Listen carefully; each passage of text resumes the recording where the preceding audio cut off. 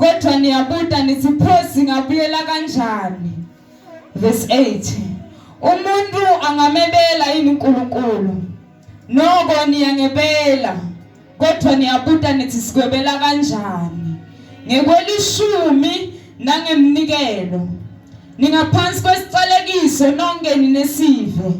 Ngobe niqhubeka nekungebela. Verse 10. Lethani konke kwelishumi endlini yengcebo, kuze kutoba nekudla endlini yami. Simakade uthi asaninglinge ngaloko, nite ubona ukuthi ngingeke yini nginivulele amafasitela asezulwini ekuthulula, nginithulule ibusiso letinyendi, nize nehluleke kuthola indzawo leyanele yokuthi igcina. Haleluya bazalwane. Asangivetela uNkulunkulu lo Malaki 3 uyaveta ukuthi teshumi kuyinto levela kuye ukuthi teshumi tifanele ukuthi ngilona loyo atikhiphe. Haleluya bazalwane. Aqhamuke kubafundisi kodwa kuyinto levela kuNkulunkulu ukuthi teshumi sifanele ukuthi khipha. Awufanelanga ukukhetha kodwa ufanele ukwenza. As long uthi ngumfana kaNkulunkulu ufuna kuphila ngaphansi kaNkulunkulu, teshumi kuyidemand ukuthi utikhiphe. Haleluya bazalwane. Uma qhubeka noNkulunkulu ngichazela lenzaba, unyisa kunawe mavi emiyalo lelishumi. Ungilayela kulawo mavi kuthi imiyalo lelishumi nayibona bazalwane lelivde lithi liveta khona imiyalo lelishumi, ungaphingi ungebi yenda lokhu nalokhu nalokhu.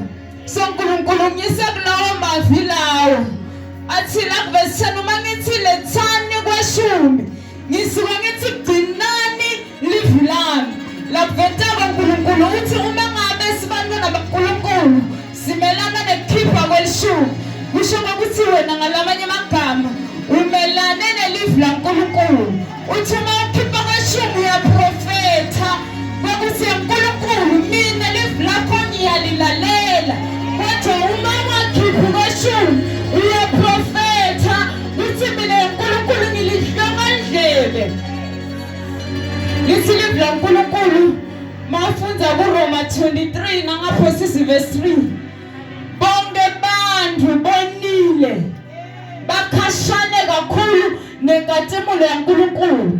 Ungivetela lelo livi nangaqedza lapho uthi mangithi buyelani kimi ngoba bonke bantu bonile bakhashane kakhulu nenkazimulo yaNkulunkulu. Uthi buyelani kimi ngekukhipha kweshumi, buyelani kimi ngekukhipha nikelo.